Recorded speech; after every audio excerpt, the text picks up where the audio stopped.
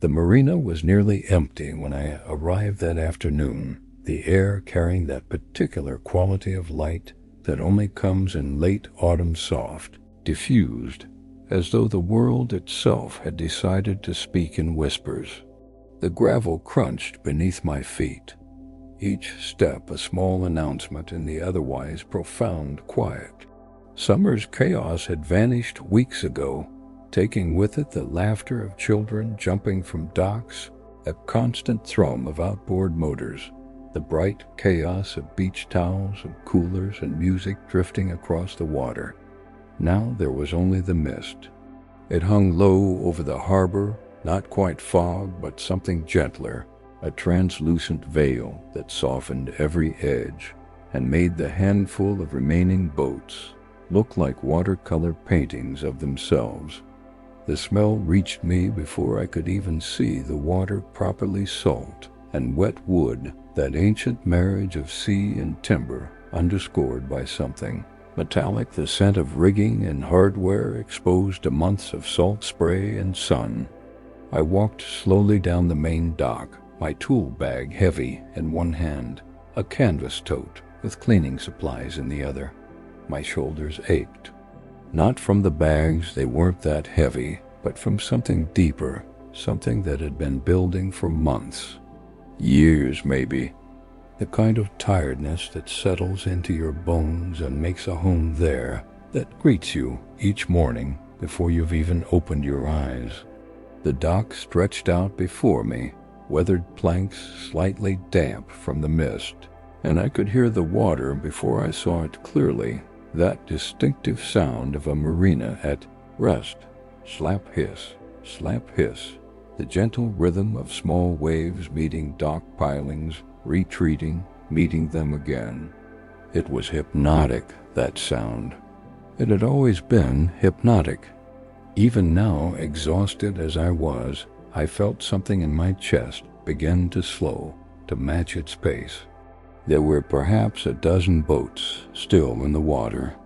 Most owners had already hauled out for the season, their vessels safely stored in the yard, wrapped in canvas or shrink wrap, dreaming of spring. But a few of us were stragglers, holding on to the last possible moment before admitting that summer was truly over, that it was time to put our beloved boats to bed for their long winter sleep. At the end of D Dock, in her usual slip, Constance waited. She was a 26-foot wooden sloop, built in the 1970s by a small yard in Maine that no longer existed. Her hull was a deep forest green, her deck and cabin teak that had weathered to a silvery gray over the decades. She wasn't grand or sleek or modern.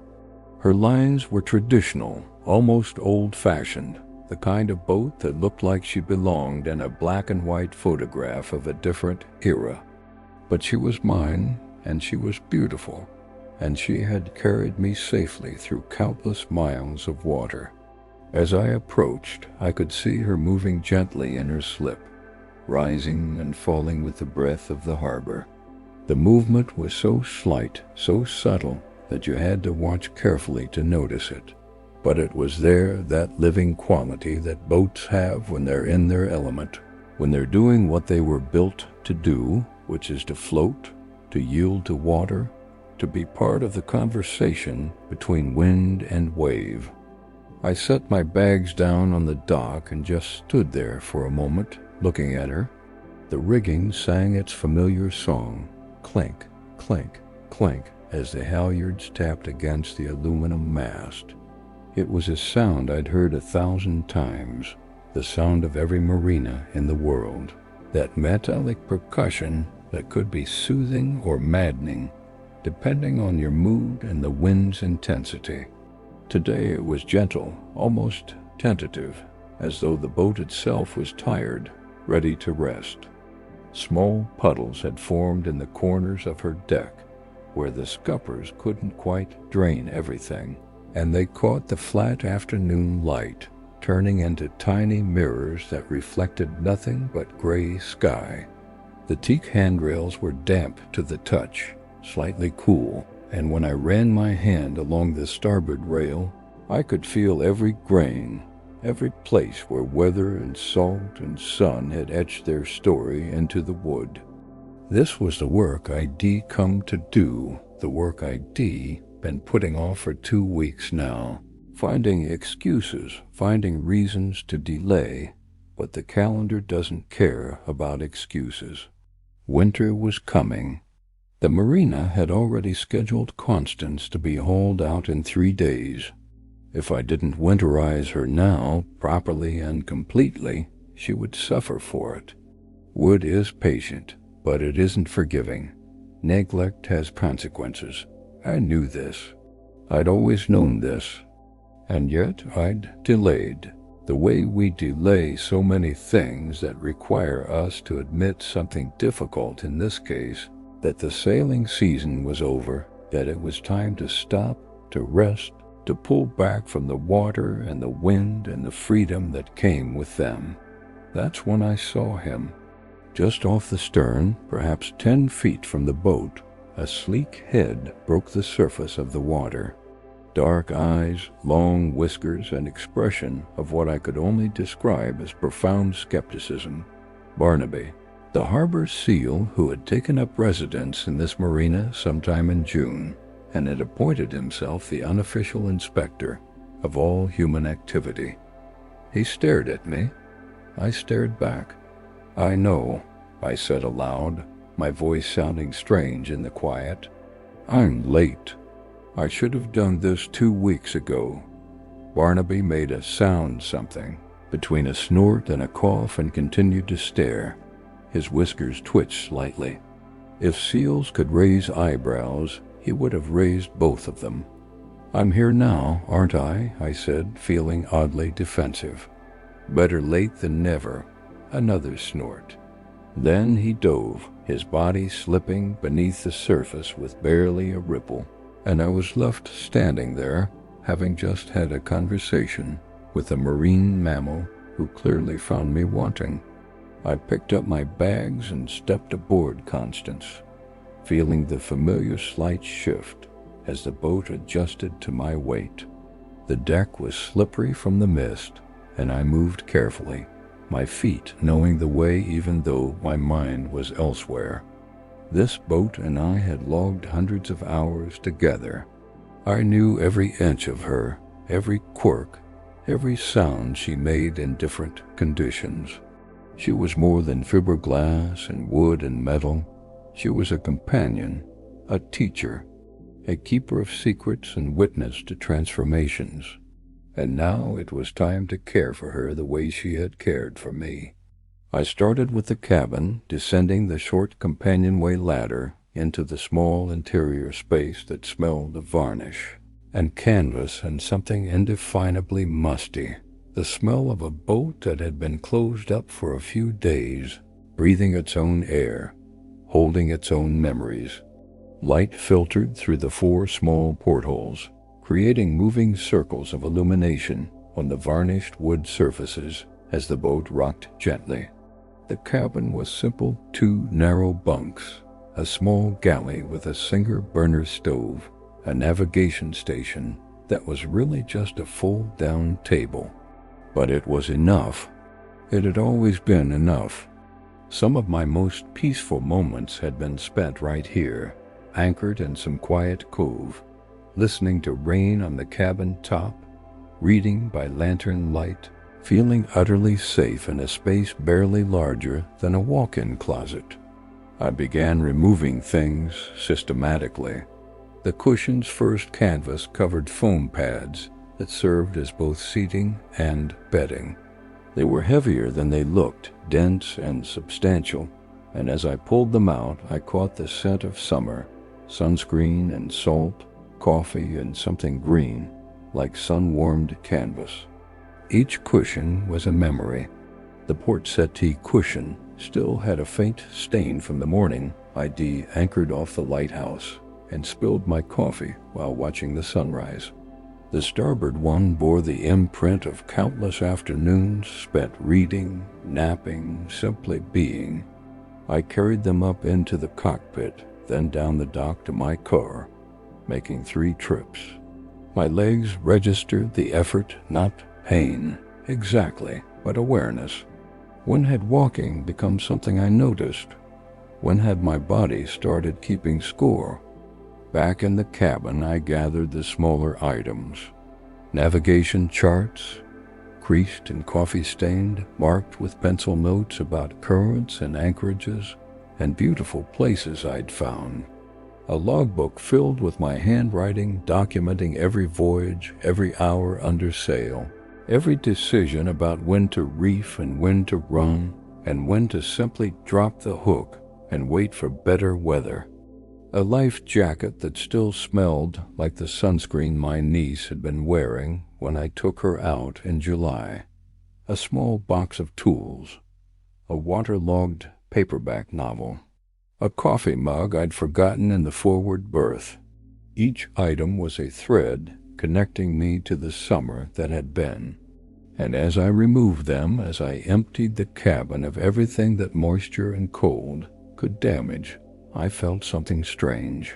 Not sadness exactly, but a kind of tender melancholy. The feeling you get when you close a book you've loved and set it back on the shelf, knowing that the story is complete, that it exists now only in memory. The cabin felt different when it was empty, larger somehow, but also lonelier. Just wood and space and possibility, waiting to be filled again come spring. I emerged into the cockpit with my final armload and found Barnaby back, floating on his back now, his belly exposed to the gray sky, utterly relaxed except for his eyes, which tracked my every movement. "Comfortable?" I asked. He rolled onto his stomach with a splash, snorted again, and dove. Clearly, my progress did not impress him. The next task was washing, and I brought a bucket specifically for this purpose, a battered plastic pail that had seen years of service. I tied a rope to its handle and lowered it over the side, letting it fill with seawater. The rope went slack as the bucket sank, then tight again as I hauled it up. Heavy now, sloshing slightly, the water cold and startlingly clear. I'd also brought a soft brush, the kind with natural bristles that wouldn't scratch the teak, and I began the slow work of washing down the deck, dipping the brush into the bucket, letting the seawater drip back into itself with a soft patter, then brushing across the teak grain with long, even strokes. Shush, shush, shush, shush.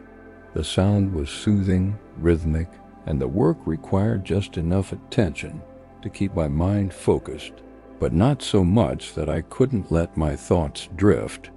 The seawater darkened the teak immediately, turning it from gray to a deep charcoal, revealing grain patterns and swirls I'd forgotten were there. Small rivulets ran along the deck, following channels worn by years of rain and spray, finding their way to the scuppers and trickling over the side with a sound like a tiny stream. The water was cold on my hands, cold enough to ache slightly after a few minutes, but I didn't mind.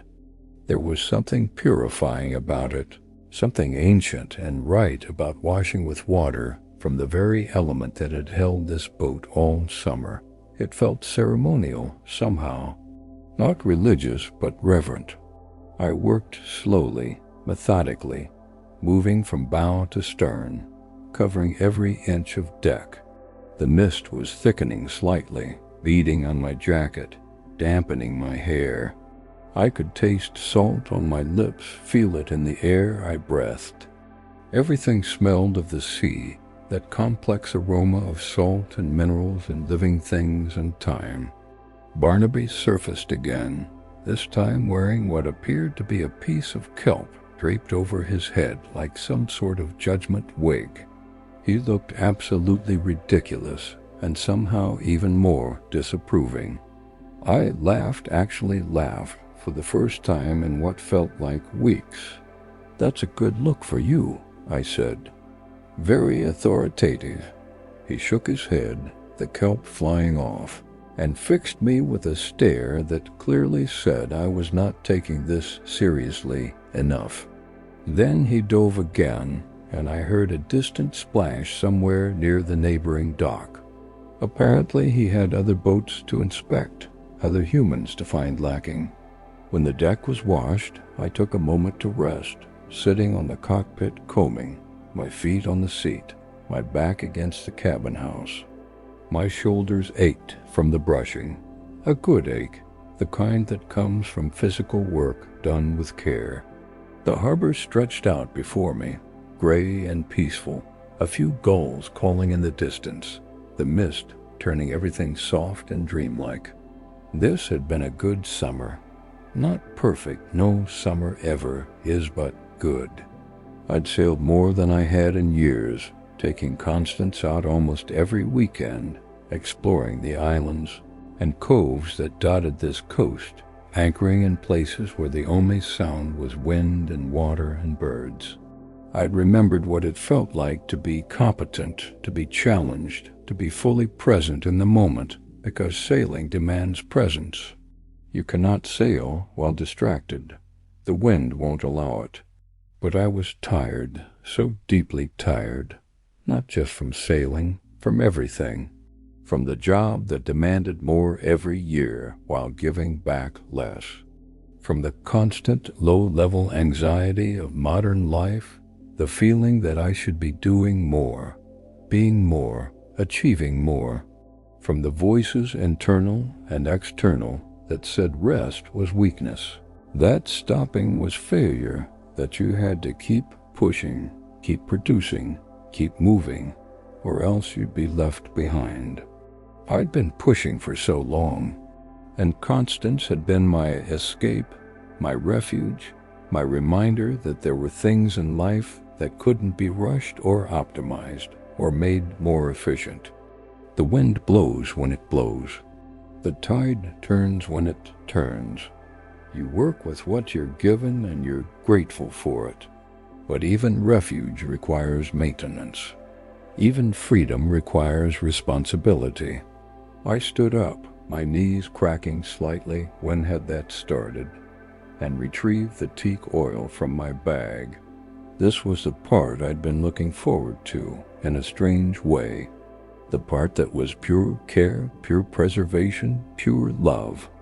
The bottle of oil was heavy, the liquid inside the color of honey, and when I opened it, the smell hit me immediately rich and leathery and slightly earthy, the scent of living wood being fed. I poured a generous amount onto a soft cotton cloth, feeling the oil warm slightly as it soaked into the fabric. Then I began to rub. The first stroke across the teak revealed everything: how dry the wood had become, how thirsty it was, how much it needed this. The oil disappeared almost immediately, soaked up like water and sand, and the wood darkened and glowed, transformed from weathered gray to deep golden brown. The grain patterns emerged like magic, swirls and lines and knots that told the story of the tree this plank had once been, somewhere in some forest, decades ago. Rub, rub, rub, rub. I settled into a rhythm, working in small sections, applying pressure, feeling the friction warm the cloth and the wood both. My arm moved in circles, overlapping slightly with each pass, ensuring even coverage. The physical sensation was deeply satisfying, the resistance of the wood, the slight warming, the visible transformation happening beneath my hand. Rub, rub, rub, rub. There was something meditative about it, something that quieted the constant chatter in my mind. Each stroke was its own moment, its own small act of care. I wasn't thinking about tomorrow or next week or next year. I was here now with my hands on wood that needed me, doing something ancient and simple and good. The teak oil doesn't just make the wood beautiful, though it does that. It replaces the natural oils that sun and salt and weather strip away over time. It protects the wood from moisture and ultraviolet damage. It prevents cracking and splitting. It extends the life of the deck, sometimes by decades. This isn't cosmetic work. This is stewardship. This is honoring the responsibility that comes with owning a wooden boat or anything made of wood, anything natural and alive and subject to the patient erosion of time and weather. Rub, rub, rub, rub. My shoulders began to ache in earnest. Now a deep burn that spread down into my upper back. I paused to roll them, to stretch my neck, and as I did, a thought arrived, quiet and insistent. When was the last time I did this for myself? When was the last time I gave myself the kind of care I was giving this boat? When had I last done something purely restorative, something that wasn't about productivity or achievement or checking boxes? When had I last replaced my own depleted reserves, protected myself from damage, honored the responsibility of stewardship for my own body and mind? I couldn't remember. The realization should have been shocking, but it wasn't. It settled over me with the same soft inevitability as the mist, something I'd known but hadn't admitted, hadn't looked at directly until this moment. I returned to the oiling with a different quality of attention. Each stroke became a small prayer, a small promise. The wood deserved this care. I deserved this care. Both truths could exist together. Rub, rub, rub, rub. The afternoon light was changing, growing warmer and more golden as the sun began its descent toward the horizon, though I couldn't see it through the mist. The quality of the air changed too, the temperature dropping slightly, the mist becoming more substantial, more present. Somewhere a bell buoy rang, distant and mournful, and the sound carried across the water like a voice from another world. I worked my way across the entire deck, section by section, until every inch of teak glowed with fresh oil. My back ached. My shoulders burned. My hands were slick with oil despite the cloth, and I felt, for the first time in months, something like peace. When the oiling was done, I stood and surveyed my work. The deck looked completely transformed, rich and golden, the grain patterns distinct and beautiful, the whole boat seeming to glow with health and vitality. In a few hours, the oil would be absorbed completely, and the color would fade slightly, settling into a more subtle richness. But for now, in this light, Constance looked reborn. The next task was the rigging, and this required a different kind of attention. I needed to drop the sails and secure all the lines and hardware that would otherwise create a constant percussion symphony throughout the winter, driving the few year-round liveaboards in the marina slowly insane with the endless clinking of metal on metal. I started with the mainsail, working the halyard to lower it carefully, feeling the weight of the canvas as it descended. The sail had served well all season, no tears, no significant wear, but it needed to come off and be stored properly in a dry place where moisture couldn't encourage mildew or rot. The sail settled onto the boom, and I began the slow process of folding it. This was always harder than it looked. The canvas was heavy and unwieldy, especially when you were working alone, and there was a specific technique to folding it properly, accordion style, with each fold as precise as possible, smoothing out wrinkles and air pockets as you went. Snap crack. The canvas made sharp sounds as I worked, folding and smoothing, folding and smoothing. The fabric smelled of salt and sun and wind, that distinctive scent of sails that have been well used. My arms trembled slightly with the effort of holding the folds in place, while I worked on the next section. This was definitely a two-person job, but I was alone, and so I adapted, using my knees and body weight to hold things in place while my hands did the detail work. When the mainsail was finally folded and tied into a neat bundle, I repeated the process with the jib, wrestling it down from the forestay and onto the foredeck. This one was smaller, easier to manage, but my arms were tired now, and what should have taken 10 minutes took 20. Both sails secured, I turned my attention to the rigging itself, the web of lines and hardware that allowed the boat to sail. The halyards needed to be removed from the mast and secured so they wouldn't slap against the metal all winter. I worked my way around the boat, unclipping lines, coiling them carefully, tying them off to cleats and stanchions, clink, tink, clank. Each piece of hardware made its own sound as I worked, the bronze cleats, the stainless steel blocks, the aluminum jaws on the boom. It was like conducting a strange metallic symphony, and I found myself paying attention to the different tones, the different timbres. A bronze cleat struck accidentally with a shackle made a deep, warm ring. Stainless steel was higher, brighter. Aluminum had a flat, almost dead quality to it. I was coiling the main halyard when Barnaby returned, hauling himself out onto the dock next to the boat. He lay there on his belly, flippers tucked against his sides, watching me with what I could only describe as intense scrutiny. "Checking my work?" I asked. He made a sound, not quite a bark, not quite a cough, and shifted his weight slightly, as though trying to get a better angle on whatever knot I was tying.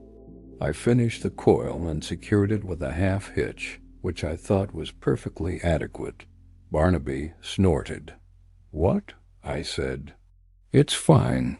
He snorted again, more emphatically, and jerked his whiskered chin toward the line. I looked at it more carefully.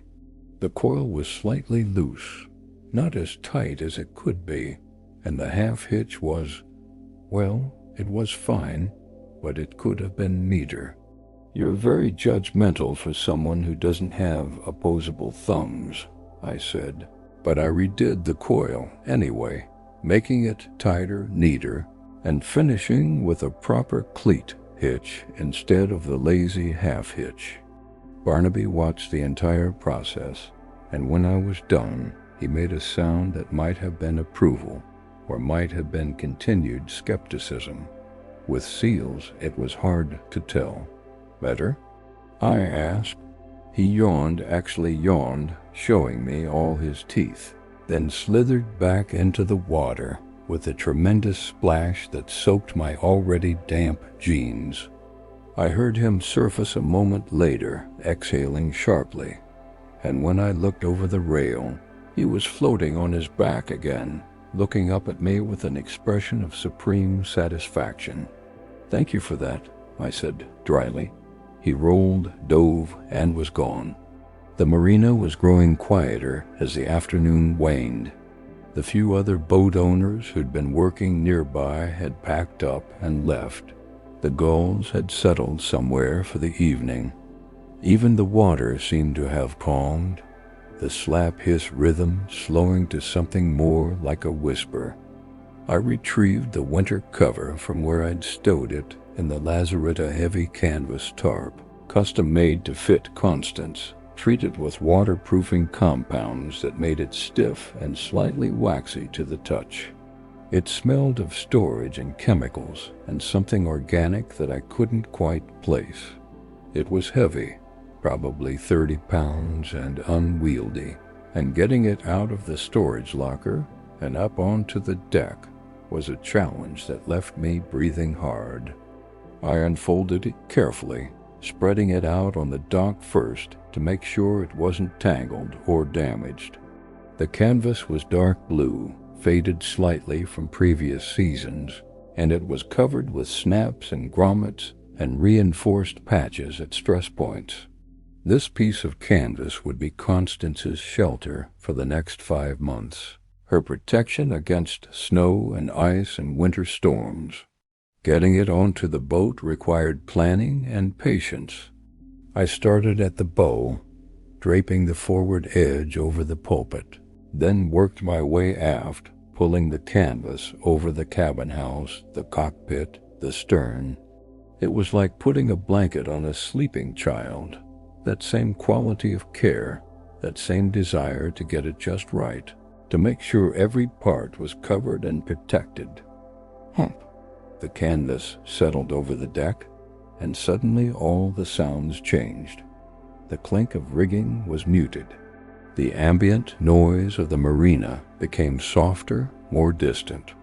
I climbed under the cover to adjust it from the inside, and the light turned blue and dim, filtered through the heavy fabric, creating a tent-like space that felt strangely intimate and safe. I worked my way around the perimeter, fastening snaps, threading lines through grommets, tying everything down with practiced movements. Snap, snap. Each one was a small commitment, a small act of completion.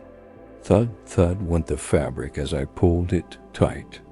The whole boat began to feel buttoned up, secured, ready.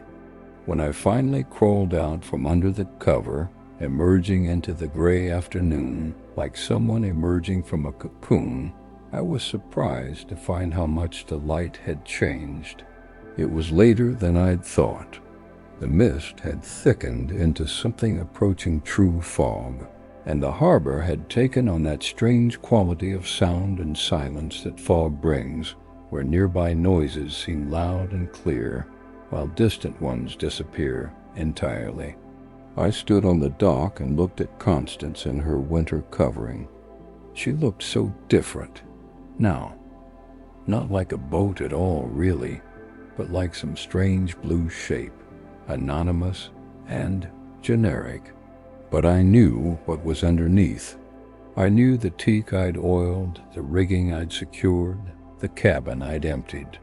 I knew she was safe and protected and ready for whatever winter would bring.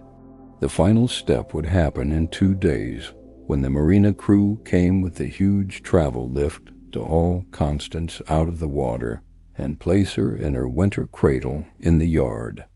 But my work was essentially done. I'd prepared her as well as I could. The rest was just logistics.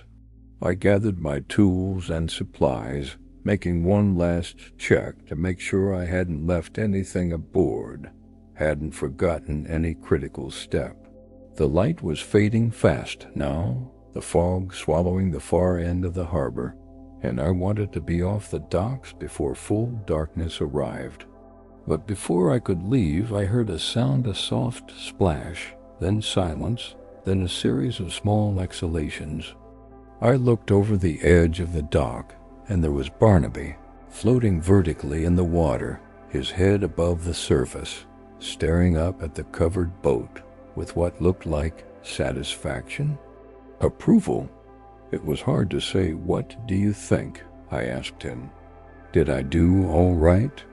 He made a sound soft, almost conversational, and I chose to interpret it as approval.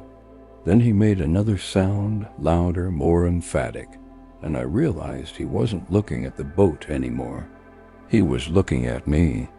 Those dark eyes held mine for a long moment, and I had the strangest feeling that he was trying to tell me something. That, in his seal way, he understood exactly what I'd been learning today. That rest isn't weakness. That pulling back isn't giving up. That knowing when to haul out is just as important as knowing when to sail. "I hear you," I said softly. He dove one last time, his tail flipping up in what I definitely decide, was a wave, and then he was gone, leaving only expanding circles on the dark water. I walked back down the dock slowly, my tool bag heavier now, my shoulders aching, my back reminding me of every movement I'd made over the past 4 hours.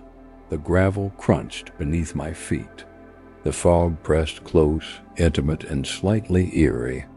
Somewhere a halyard was tapping. Someone hadn't secured their rigging properly, but the sound was muted and distant. At the marina gate, I paused and looked back. I could barely see Constance through the fog, just a blue shape among other shapes, but I knew exactly where she was. Slip D12. Her home for 9 years now.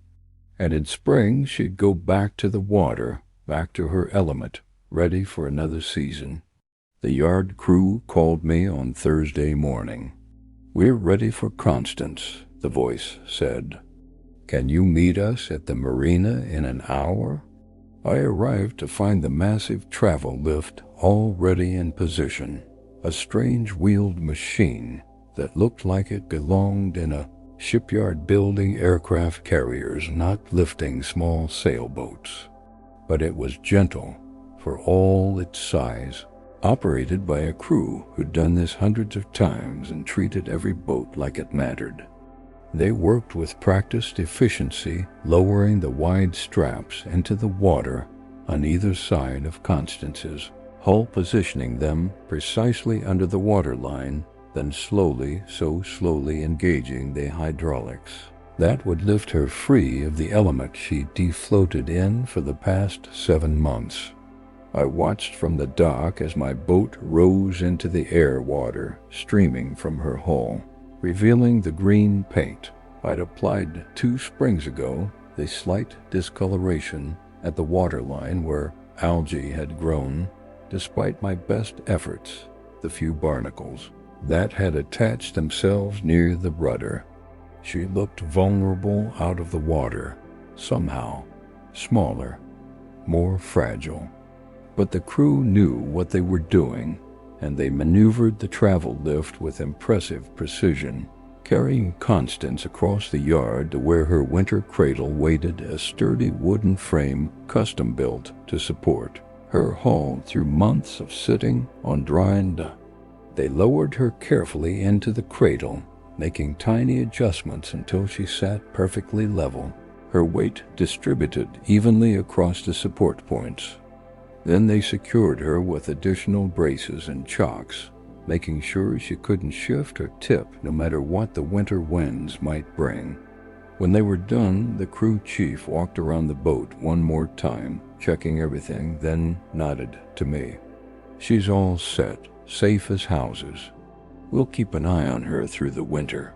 Check that the covers stay secure after any big storms." "Thank you," I said. "See you in the spring," he replied, already moving on to the next boat on his list. And then I was alone with Constance in her cradle, in the middle of the storage yard, surrounded by dozens of other boats in their own cradles, all of them waiting for spring, all of them dreaming. If boats dream of the water. I walked around her slowly, one hand trailing along her hull, feeling the solid strength of the wood beneath the paint. The fiberglass boats in the yard were lighter, easier to maintain, more practical in almost every way. But they didn't have this sense of being alive, of being organic, of being connected to forests and trees and growth and time. Wood breathes. Even painted and sealed and varnished, it expands and contracts with temperature and humidity. It has memory. It has character. It requires relationship. I'd been in a relationship with this boat for 9 years now. I de-sanded her and painted her and varnished her and sailed her and cursed her when things went wrong, and loved her when everything came together and the wind was perfect and the water was calm, and we moved across the harbor like we, deep and born to it. And now I was putting her to bed for the winter, tucking her in, making sure she'd be safe and warm and dry so that come spring, when the ice melted and the water warmed, and my soul started aching for the open water again, she'd be ready. The thought came quietly, gently, like a tide coming in. I needed to do the same for myself. I was so tired. I'd been tired for so long that I'd forgotten what it felt like to not be tired. I'd been pushing and striving and producing and achieving because that's what you're supposed to do. That's what responsible adults do. That's what the world demands. But the world would always demand more. There would always be another task, another deadline, another goal, another expectation. Boats didn't work that way. You couldn't sail a wooden boat into the ground and expect it to just keep going. You had to maintain it. You had to care for it. You had to know when to pull it out of the water and give it time to rest, to repair, to restore itself. The wood would contract slightly in the cold, releasing moisture, letting itself dry. Come spring, it would expand again when it returned to the water, swelling to create tight seams, becoming watertight once more. This cycle of contraction and expansion, dry and wet, rest and work, this was natural. This was healthy. This was how wooden boats survived for decades, even centuries. I stood there with my hand on Constance's hull, feeling the late autumn sun on my back. It had burned off the fog, finally leaving a clear, pale sky, and I made a decision. I was going to rest, really rest, not the fake rest of scrolling through my phone or watching television or keeping busy with projects that didn't matter, but real rest, the kind that let me contract and dry out and release all the pressure I'd been holding, the kind that would let me expand again come spring, ready for whatever came next. I didn't know exactly what that would look like yet. Maybe therapy, maybe sabbatical, maybe just saying no to things I didn't want to do and yes to things that fed me. Maybe sleeping more, reading more, walking by the water more, sitting in silence more, letting myself be bored, letting myself be unproductive, letting myself just be. The thought was terrifying and liberating in equal measure. Behind me, I heard a familiar sound, a wet snort, followed by a sharp exhalation. I turned to find Barnaby at the edge of the yard, where the land met the water. He'd somehow hauled himself all the way up the boat ramp and was lying there on the pavement, looking absolutely ridiculous and completely unself-conscious, staring at me with those dark, knowing eyes. "You followed me," I said. He made a sound that might have been agreement. "You're not supposed to be up here. This is land. You're a marine mammal." Another sound, dismissive, unimpressed with my logic. I walked over and crouched down a few feet from him. "You don't get too close to wild animals, no matter how familiar they seem." And we regarded each other in silence for a moment.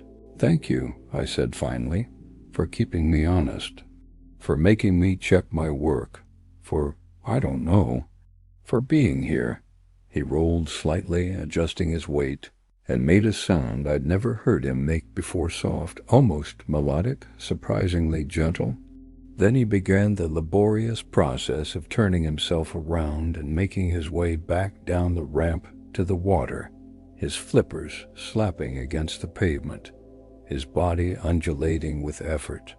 I watched until he reached the water and slipped in with obvious relief, transforming instantly from awkward land creature to graceful swimmer. He surfaced once, about 20 feet out, and looked back at me. Our eyes met across the distance, and then he dove, and I didn't see him surface again. The walk back to my car felt different than any walk I could remember. My body ached. I would feel this work tomorrow, no question, but it was a good ache, an earned ache. My mind felt clearer than it had in months, and my heart, which had been carrying so much weight for so long, felt somehow lighter, as though it, too, had been winterized, prepared for rest, given permission to stop trying so hard. I loaded my tools into the trunk and stood for a moment looking back at the storage yard. Rows and rows of boats and cradles, all of them resting, all of them waiting. Come April or May, this place would be a hive of activity as owners returned to scrub and paint and varnish and repair, preparing their boats for another season on the water. But for now, it was quiet, peaceful, restful. The boats weren't giving up, they weren't quitting. They were doing what was necessary to survive, to remain viable, to be ready when the time came. They were practicing stewardship.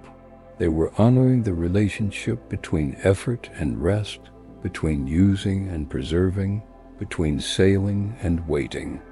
I got in my car and started the engine, but I didn't drive away immediately. Instead, I sat there, hands on the wheel, looking out at the water beyond the yard, at the harbor stretching toward the horizon, at the vast ocean beyond that. Constance would rest well this winter. Her hull would breathe, her wood would stabilize, the canvas cover would protect her from snow and ice and the worst of the winter weather.